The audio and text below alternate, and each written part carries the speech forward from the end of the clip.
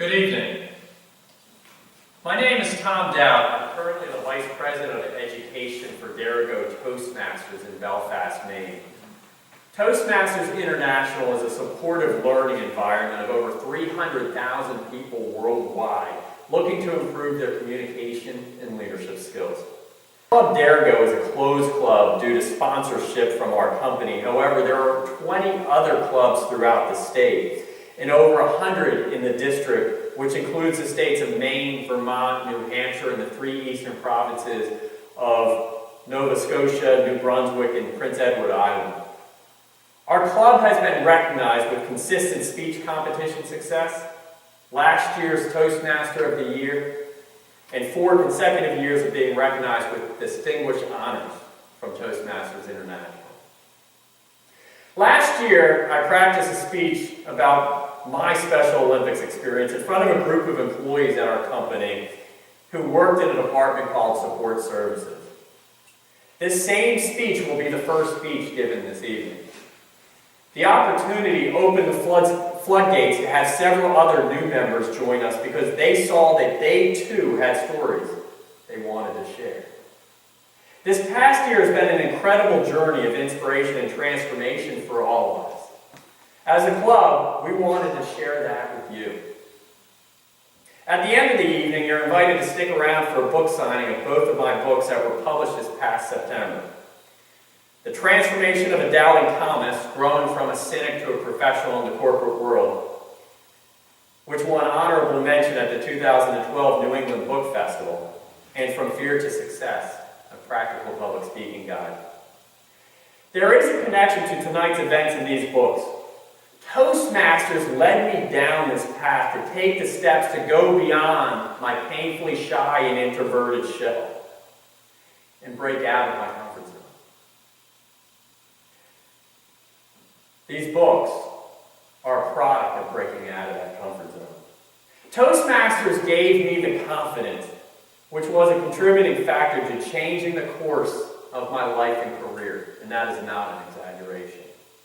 In recognition of many of the stories you'll hear tonight about the Special Olympics, I'll be donating 10% of all the sales proceeds to the Special Olympics of Maine. Let me kick off with the first speech. Better, stronger, braver.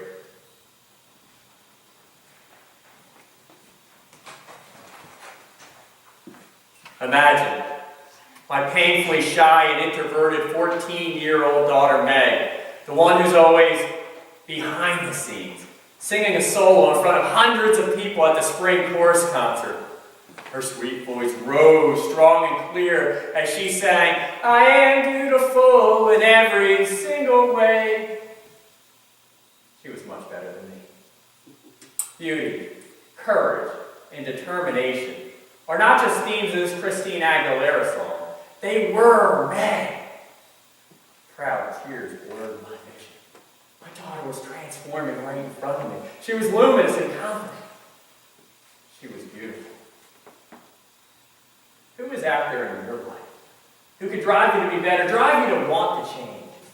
You may not even realize your catalyst for change may be right in front of you. A few days after my daughter's triumph adjusted my lens on beauty, I ran into JP, the guy who cleans the halls at work. He excitedly told me about his upcoming events at the Special Olympics. I'm going to do the softball toss and the 100-meter walk. Events I've almost gone to for so many years. I've always said, "I'm thrilled, JP. I should go someday." Words, void of action. This time was different. There was a gravitational pull. JP was putting himself out there for the world to see. It was time to break out of my comfort zone. It was time to be better, stronger, braver. It was time to be more like my beautiful daughter, Meg. "It will make your day and theirs," the email invitation read. "This year I was going. Special Olympics, here I come." I had no idea what I was in for. The athlete's hard work and preparation humbled me. Imagine training for a year to walk 100 meters. As an athlete myself, I focus on the finish line. Isn't that the prize? I neglected to see the humanity and bravery stepping up to the blocks. Before the starting line and after the finish line are strong and kind people doing extraordinary things. I had to see these athletes. I want to do something meaningful, something beautiful. How have I been so blind? For years, my wife Ellen has volunteered to raise funds for the special needs clients across the street. I only seem to pay attention to Louie and his friends when they not so discreetly threw treats to my dog from afar. My dog was getting fat. Ellen just laughed because she saw the joy it gave her. Besides, the dog didn't seem to know.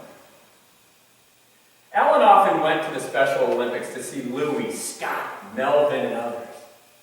She knew more than their names. She knew their stories and shared in their lives. I wanted to be more like my wife. More open, more kind, more giving. I wanted to be beautiful, like her. As I approached the venue, there were tents as far as the eyes could see. State troopers handing out ribbons and medals. Contagious excitement, not just for the athletes, but for the supporters, spectators, and volunteers. I saw JP, Louie, Scott, and Melvin showing off their awards. I saw my fat and happy dog getting more attention than a streaker at the Super Bowl. What I saw was unconditional joy, love, and happiness, exuding from people whose actions screamed, I am determined, I am brave, I am beautiful. The deafening applause was just as loud for the last place athlete as for the first. On this day, everyone won, including me. There's an oath that opens every Special Olympics. Let me win. But if I cannot win, let me be brave in the attempt. This is what I was reacting to. In the moment where courage and determination push us forward to be better than we were before, this is where true beauty thrives. These seemingly unrelated acts together became the missing puzzle pieces that spurred my actions. What started as a small white snowball with my daughter turned into an avalanche of bursting true colors that transformed me and opened my eyes. What I once looked through, I now look to for inspiration. I broke out of my comfort zone to ironically find comfort and motivation to be better, stronger, braver. I'm now a proud member of the Disability Support Group at work and a committed Special Olympics volunteer. More importantly, I found some new friends. True beauty was in front of me the whole time. My final catalyst happened the next day at work. When JP exploded through the door, look at my medal. JP, I see more than your medal now. You're beautiful. Are your eyes closed to the potential beauty that may be right in front of you? What's keeping you from breaking out of your own comfort zone? What's your catalyst for change? Whether it's your daughter, your spouse or significant other, or your own JP, open your eyes to true beauty, to be better, stronger, braver. Thank you.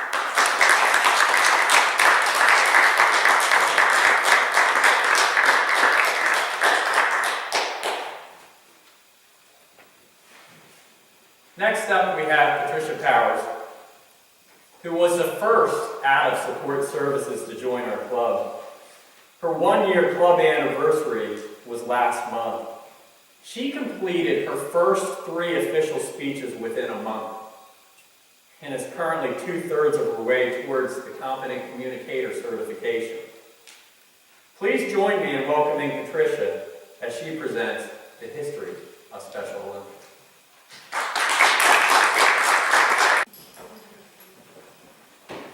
On the bright side, great things come in small packages.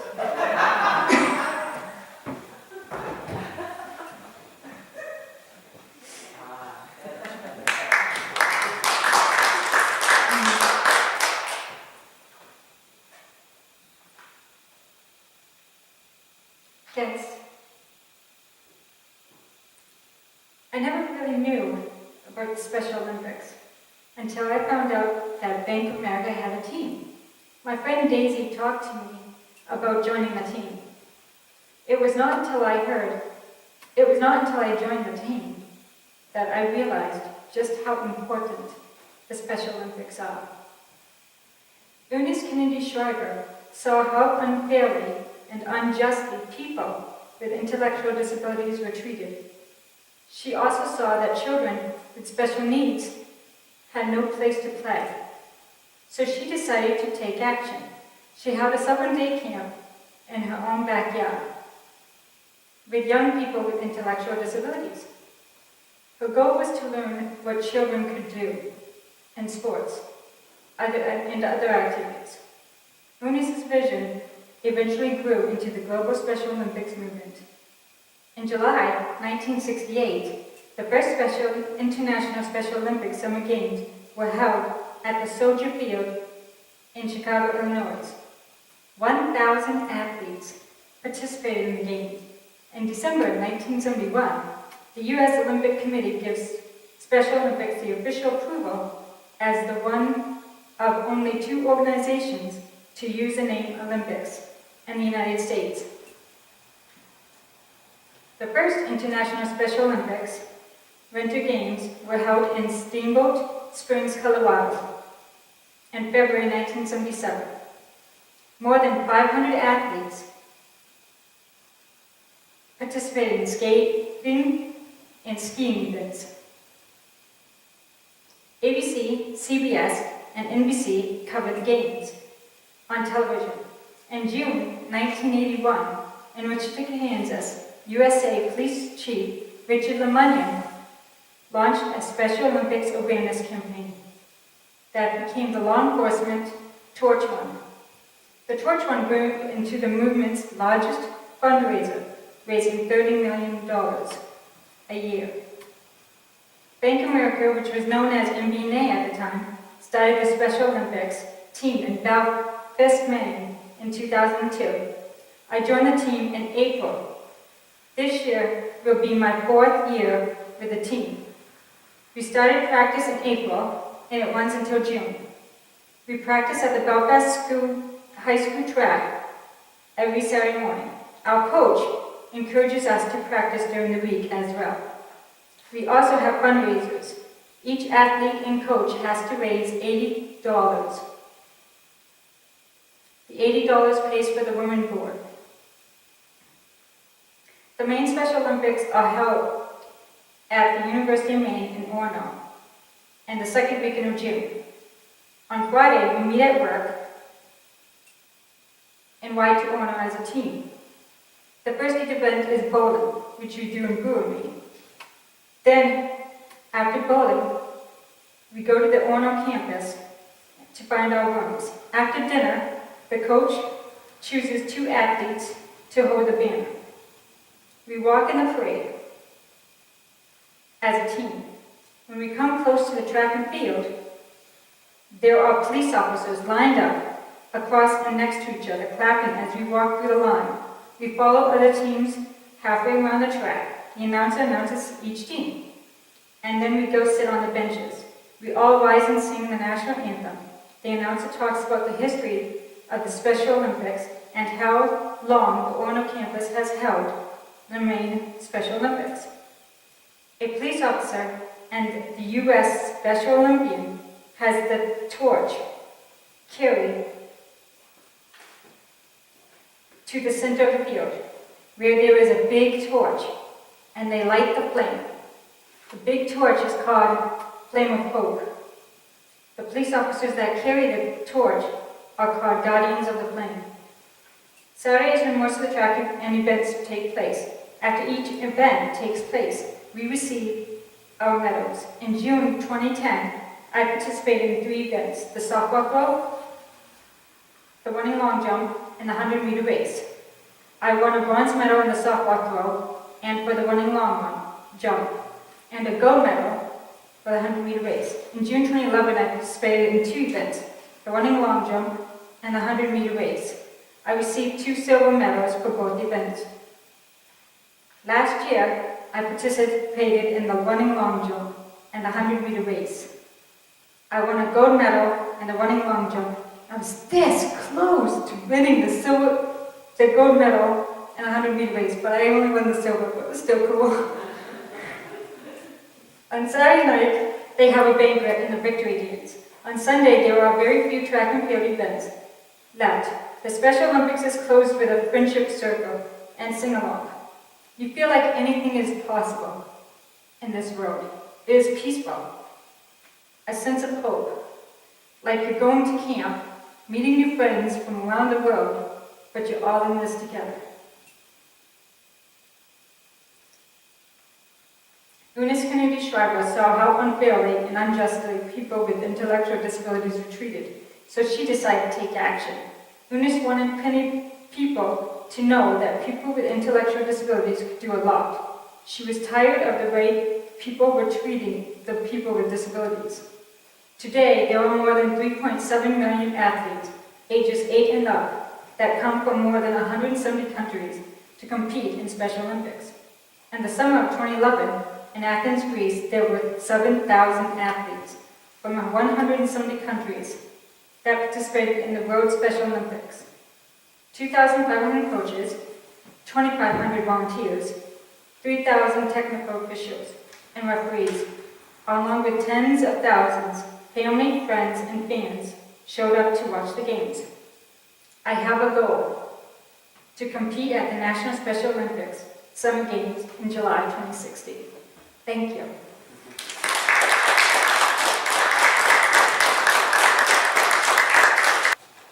Next we have Frank Carr. Frank has an interesting story. He joined us in Toastmasters to practice in preparation to present at this past summer's Special Olympic opening ceremonies. The hard work and dedication he put in to give this speech in front of hundreds of people when he had never done anything like this before showed an extraordinary amount of courage. Unfortunately, due to some communication issues in the coordination, he was told days before the event that he'd be unable to do it. He took it in stride and simply said he would compete as he always had in the past. But he was able to give his speech to our club and his peers as a good luck send-off to the games. The organizers, however, had a little bit of a different idea. They surprised him the day before by announcing that he would run the opening ceremony torch into the stadium. For those who have watched his triumphs in athletics over the years, now saw a different triumph with the pride to be among his peers with such an important piece of the event. We were able to take the speech he did that night and used it as a voiceover to the day's events of athletics. It's on YouTube for anyone interested in watching this inspirational video. Simply look up Frank Carr Special Olympics. Please join me in welcoming Frank as he presents Everybody Has a Dream.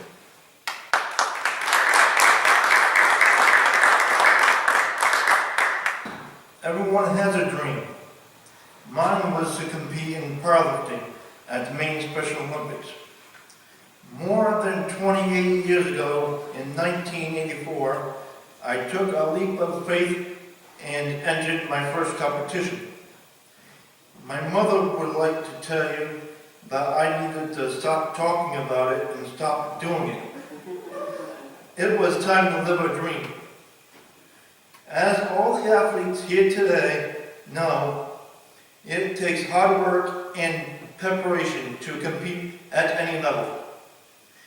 I worked out 3 times a week. I trained for the World Games at the Searsport Gym. I even walked nearly 26 miles from home to Belfast and back again, home again to build up endurance. I improved and accomplished many things with squats, deadlift, and bench press, lifting over 300 pounds. Possible dreams cannot be done alone. It takes support from families and friends to drive us hard. One person who motivated me was trainer John Jackson, who volunteered his time to train me at the Powerhouse Gym in Searsport. The results was a house full of medals. I continue to expand my dreams and have worked hard to continue to do better myself. In other competitions at the National Summer Games at the University of Maine, I have thrown a softball throw 112 feet and completed in the 100-meter dash, the 100-meter relay, and the 200-yard dash. Currently, I have been aggressively training at the Belfast track, doing the 100-yard dash, the 100-meter relay, and the 200-yard dash to achieve a better time.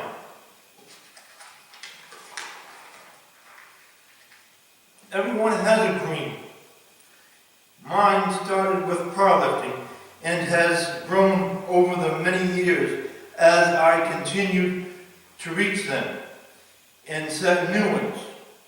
Although I have many medals to show my accomplishments, my real winning happened when I crossed paths with people I have ever met. Otherwise, along the way, I continued to reach further. Did you know I even joined a Toastmasters club to improve my basic training? Just for this moment, goals drive us to reach us further. What are your goals? Thank you.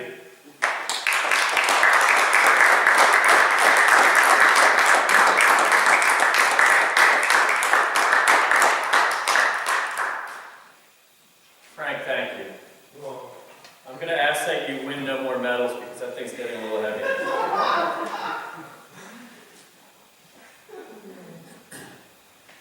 Next we have Bob Perlu, the inspiration of tonight's event. I've crossed paths with Bob for many years, but really never knew Bob until he joined Toastmasters. He came to us with a desire to get over his fear of public speaking with the notion of possibly sitting back and participating over the time when he got comfortable. Instead, he jumped in immediately, like he has with everything else, with his climb up the corporate ladder and management, with his skiing and many other things that are out there. There is no halfway with Bob.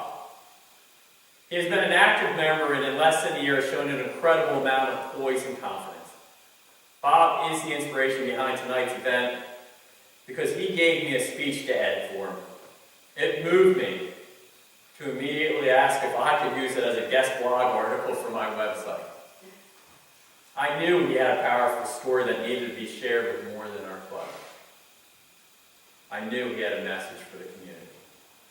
I'm proud to introduce Bob as he presents Rising Above Perception.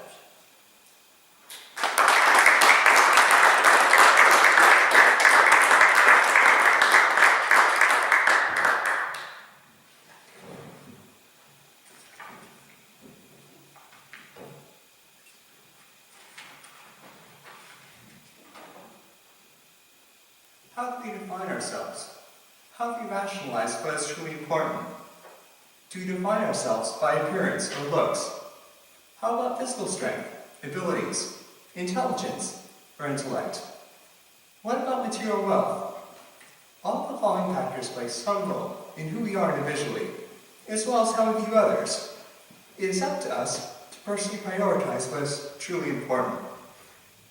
Let us begin by looking at first impressions.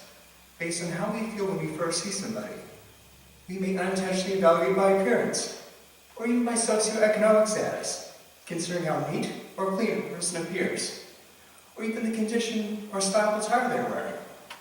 Whether we like to admit it or not, we're all prone to treating somebody who appears to be better off with a higher level of respect compared to somebody who does not appear to be as well off. How about other factors, such as physical strength or abilities? How often do we inadvertently treat somebody better, who is in shape, compared to somebody else who does not appear to be as physically fit?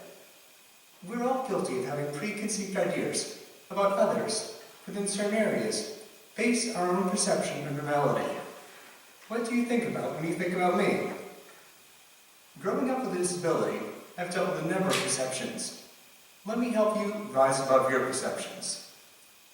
No matter how hard I tried to walk normally, or play along as youth with others, I had the perpetual feeling that no matter how hard I tried, I'd never be able to participate or even compete at the same level as others without adversity. Negative thoughts that others potentially had about me was also a concern. It is challenging to deal with things beyond your control. However, allowing personal trials to govern your life, inhibiting you from reaching your full potential, is not an option. Since the age of 5, I had a physical therapist who pushed me very hard. I learned how to set goals at a tender young age. Each session consisted of muscle stretching and strengthening, as major leg muscles were spastic or perpetually tight.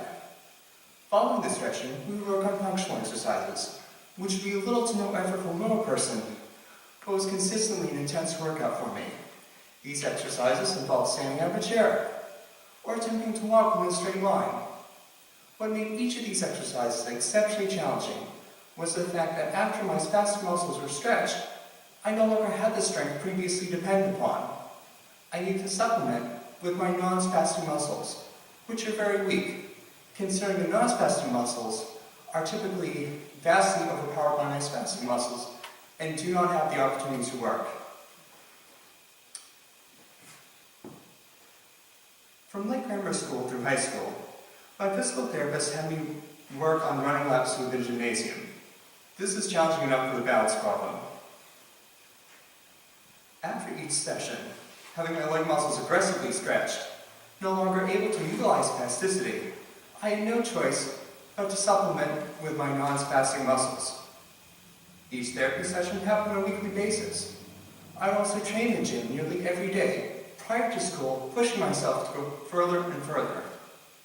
Initially, when I first started, I was barely able to successfully complete a half a lap around the gym, prior to feeling completely winded and no longer able to continue.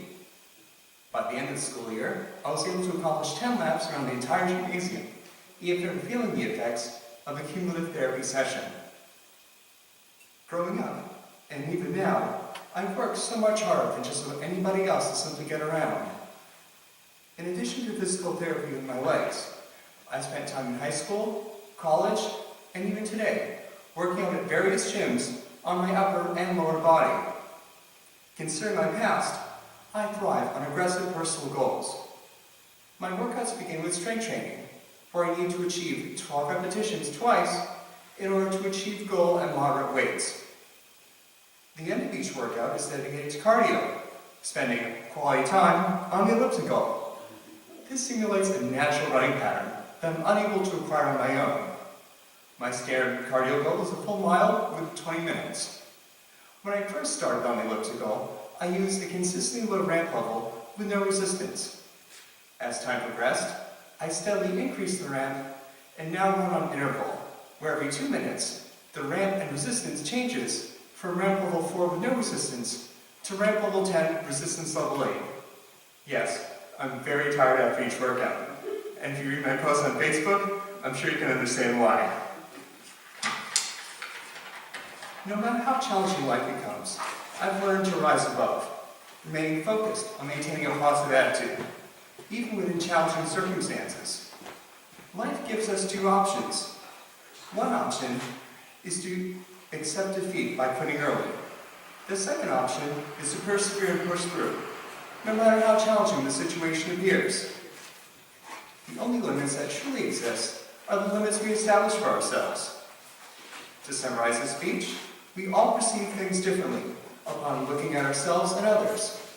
We may even think we're better off than somebody else based on our own abilities and qualities we possess. I simply ask that we all look beyond what is seen on the outside and attempt to look at the heart of each person on the inside, determining what truly drives and motivates each of us to accomplish our daily and lifelong goals. Thank you.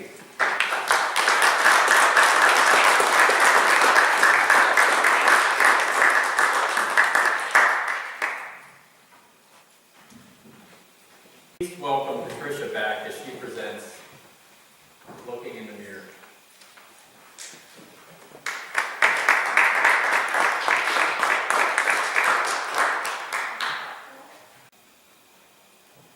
Think of the last time you looked in the mirror. Imagine yourself. You've just got out of the shower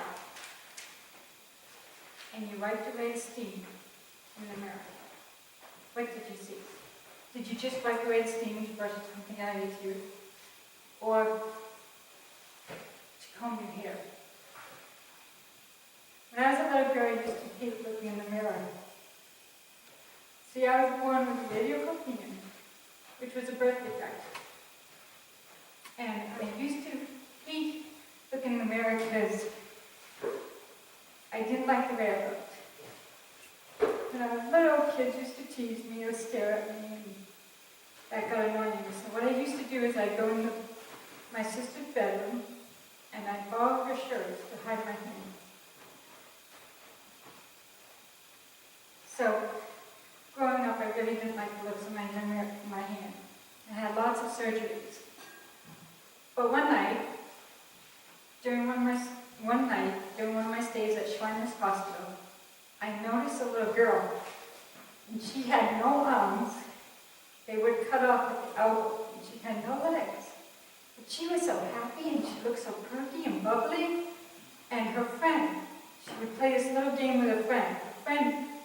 We had rows of beds across from each other, and her friend sat across from her.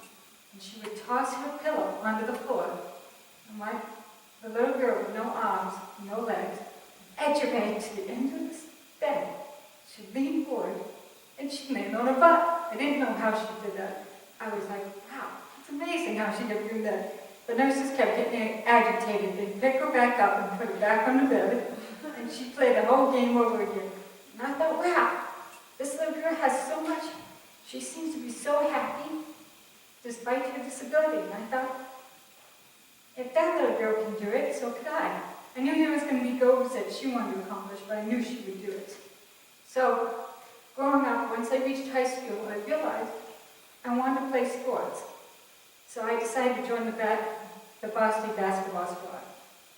Granted, I made a JV, but it's still cool enough.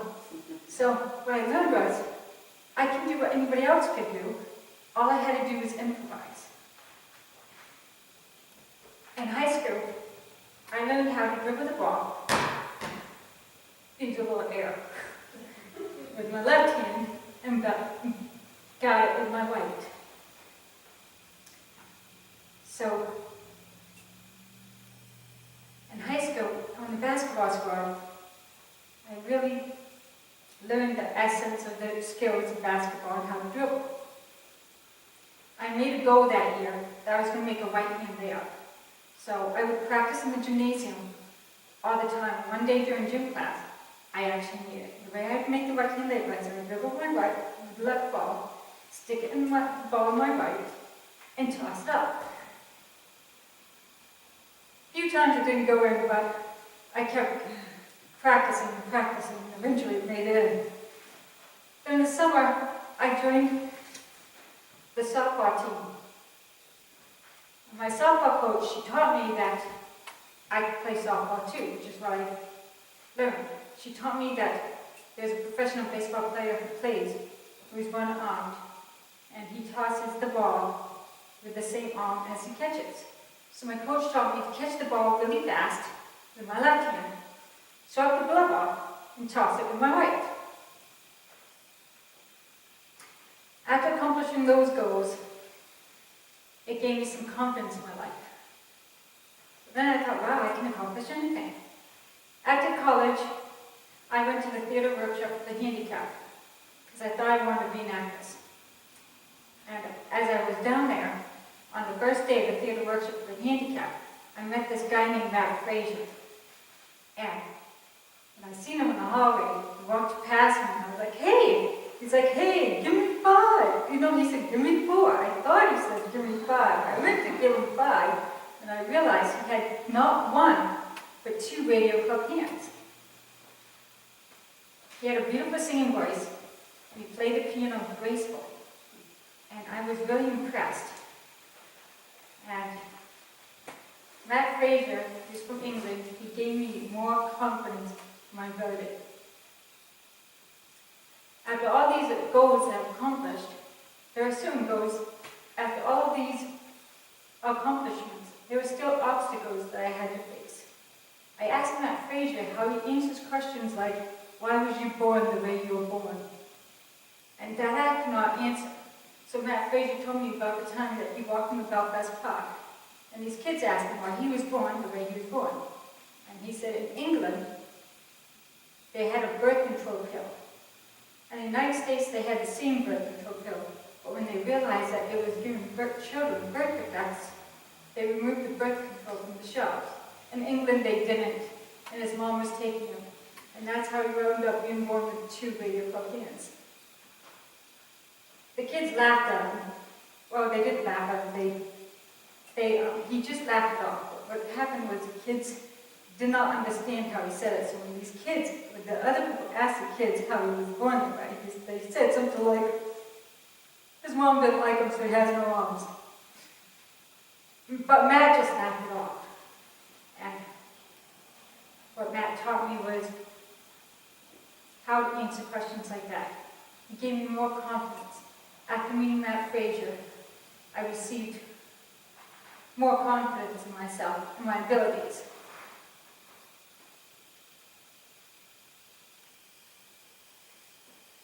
Today, I work for a company who accepts my differences. I have been with the company for 13 years. This morning, I looked in the mirror for the first time. And I saw a beautiful woman who has matured over the years. Think of the last time you looked in the mirror. What did you see? Really look at yourself. And if there is something that you have hidden, show it. Because it's only then that you can see that you're really beautiful. Thank you.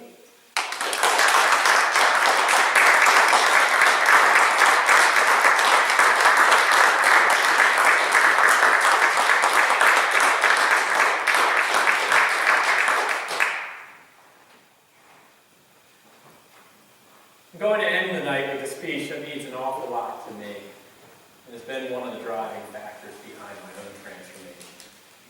As a reminder, the speakers will stick around to mingle after the event, and I'll sign books for anyone who's interested. Please enjoy the speech I like to call Living to Die, Dying to Live. Are you living to die or dying to live? I was 15 years old. My buddy Jack slept over.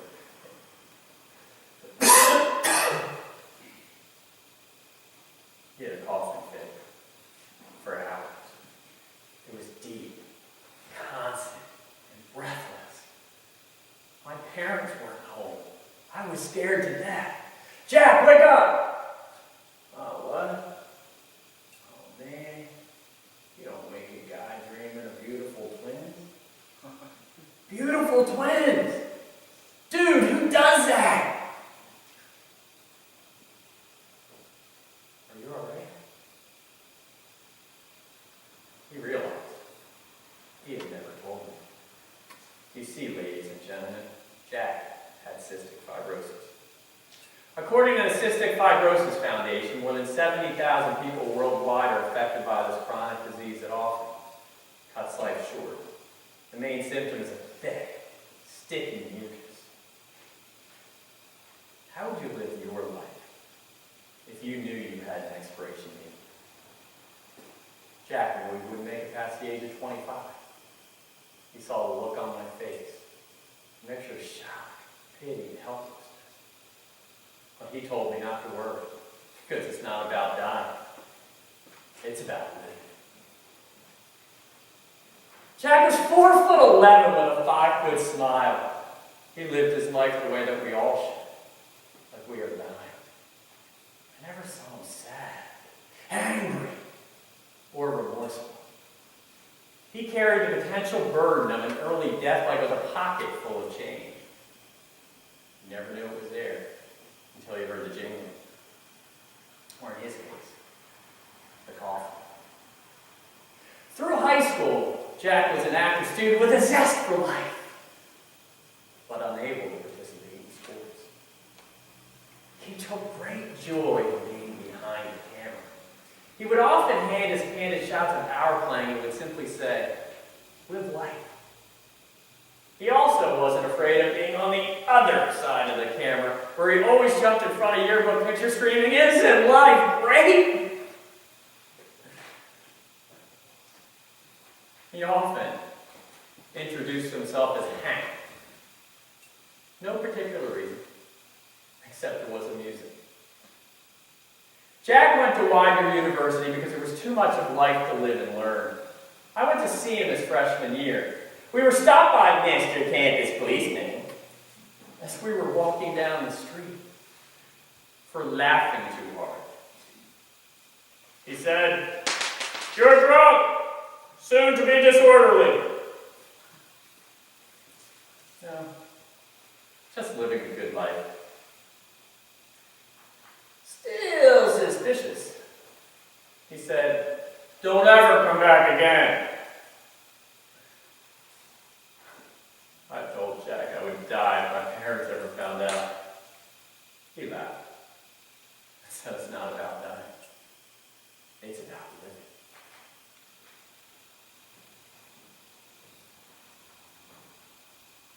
Jack had to leave college after a couple years. Too many extended trips to the hospital. While many of us were waiting for our first legal beer, Jack was hooked up to tubes planning his own funeral. Still, the signature smile never left. He never wanted pity, but he did like a good laugh, even on the day his casket rolled up the church aisle. He had the Rolling Stones song, "You Can't Always Get What You Want" playing. I laughed and cried simultaneously for the first time ever. There was a problem. I was just handed a gift. A lesson in life at the tender age of 21. I didn't open it. Somehow I let the speed of life over the next 20 years pass me by. There's nothing wrong with my life, just the daily grind. In Hustle and Bustle Airport one day, I heard a faint noise. Calm, deep, and constant, and breathless, like Jack's. I then heard the song I heard 100 times since his death. I heard it for the first time.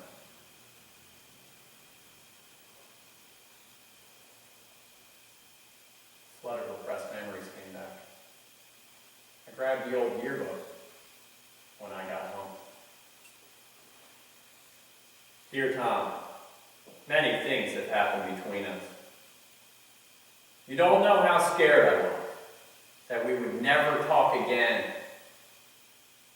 After I asked Jody to the prom, thanks for not getting mad. 4'11", and he always got the girl. I'm really glad we got to spend a lot of time together over the past couple years. Well, I will end this, not with goodbye or good luck, but with remember to live life. Jack."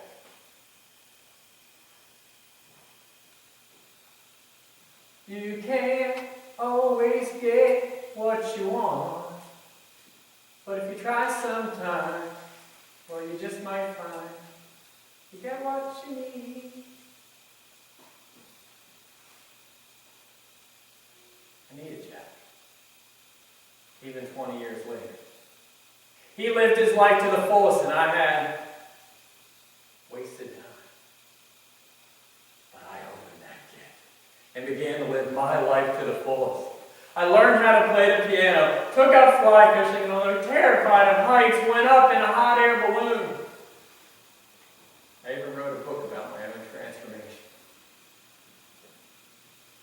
We all know that we are dying, but today is your day to start living, because tomorrow isn't promised to anyone. I went to a takeout restaurant the other night. When they asked for my name, I simply said, "Hank."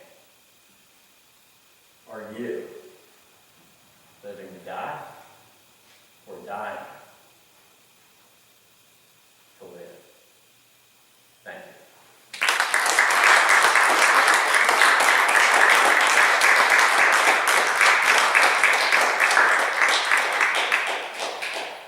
That concludes the speaking part of our portion.